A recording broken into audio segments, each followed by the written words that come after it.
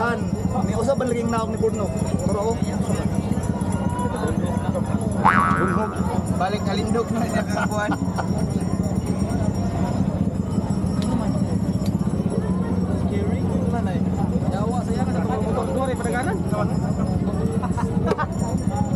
ilang nur? Magdala pagdagan mo to. Buka trasakyanan. Magdala ang takang rider. Rider yung gidala, dilit motor. Gambay ang rider. Dapat na rider no? Dala pag lima ka rider. Di ba rider no? Saka motor sa motor pati loya. Engineer, Lopez, Expert Pro. Okay, nausa mga kake. Ha?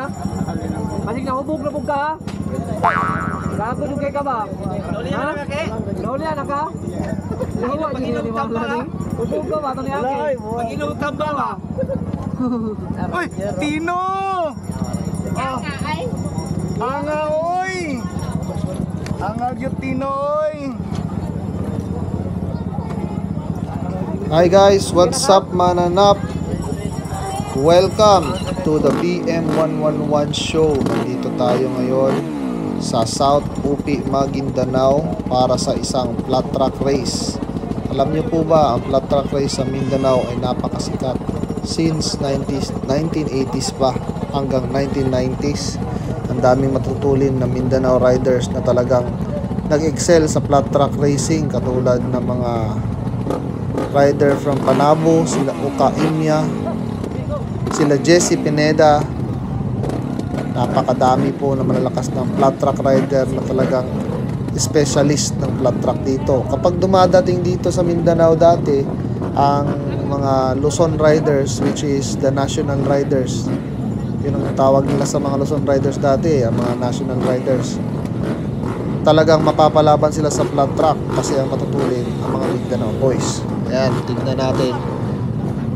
Nakaangat na yung starting gate for the Pro Open first heat. Ayan, si Uncle Nitoy. Shout out to Uncle Nitoy. Siya ang may hawak ng payong natin dito. O nga pala, ang riders na kalaban natin dito, Amboya Percon, Jesse Pineda, Maclean Aguilar, yan, Michelin Rivera, Rai Rai Bite It. Ito, pole shot by Glenn Aguilar. Magaling pa rin talaga mag-start si Glenn hanggang ngayon. Napakatulin pa rin. And yan, also, Glenn Aguilar is a flat track specialist. Napakatulin yan sa flat track. Naglaban kami ni Glenn Aguilar sa flat track racing dati sa World Trade Center sa Manila, sa Inside Racing Flat Track Series. Talagang bakbakan kami dalawa doon. Medyo maliit lang yung flat track racing sa Luzon. What I mean about maliit is maliit yung racetrack nila, hindi katulad sa Mindanao na talagang full size oval or mas malaki pa. Talagang pinasadya yung flat track namin dito na maging malaki at matulin. Ayan, we are now leading the race. I wanna give a shout out to Aero Philippines and Sec Moto Supply for my awesome helmet. Napakakapit ng racetrack ngayon dito sa Maguindanao kasi umulan kagabi, and then konting ambon-ambon lang ngayon dito sa umaga, kaya talagang makapit at maganda yung traction. Nga pala, magsha-shoutout din ako sa lahat ng mga sponsor ko: Yamaha Motor Philippines, Ineos Motor Oil, Kobe Motocare, Primax Tires, and Pro Motorsports Philippines, CD Philippines, 7MX, and Team Bato, Team Marop din. And also, I would like to give a shout out to all the fans na nandito ngayon. Tingnan nyo, napakadaming tao na.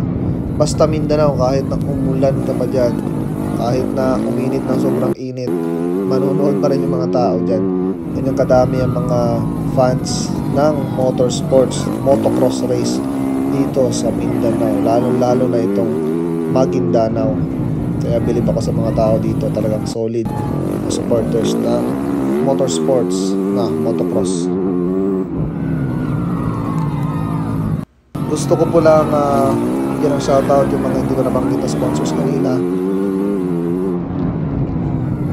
MX Tech Suspensions, Pro Motorsports Philippines, Sec Moto Supply, Aero Philippines, Dobsons, 7MX Philippines, Service Philippines, CD Philippines, Kobe Motocare, Primax Tires, ayan, last lap na tayo, FJ Moto Enduro, Project D Auto Innovation, Motofocus, Hiki Design, Octoworks, BM111 Sprockets, Milas Clothing, G-Tech, Decisions Philippines, Colombia, Trail Rider Philippines, and that's the checkered flag for today. We got the win.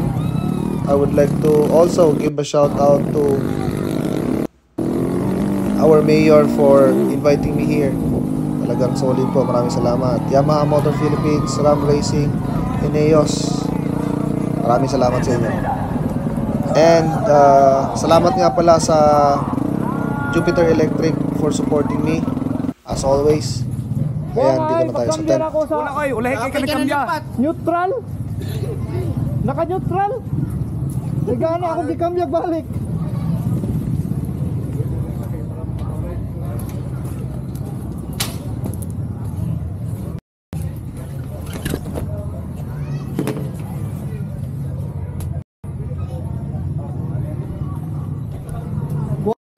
Buha nga atoy.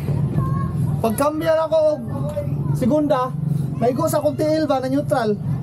May gani nakitaan ba na feel na ko ba nga di man mo adagan? Di man mo abante? Kula naka neutral. Kambyan ako balik. Medyo madulas na yung harapan. Tapos yung berm medyo mabagal yung berm, kaya buti nag-change lane ako agad. Kasi ang mahirap kapag nauuna ka, hindi mo makikita yung mga daanan na mas matulin. Kaya ang mas magandang posisyon talaga palagi is yung nakasunod ka, para makita mo, makompare mo yung daan mo at saka yung daan yung nauuna. Yun yung crucial sa sport ng motocross. Kailangan mong sa instinct mo na feeling mo mas mabagal yung linya mo, hanap ka ng mas mabilis. Ganun yun. Ayos.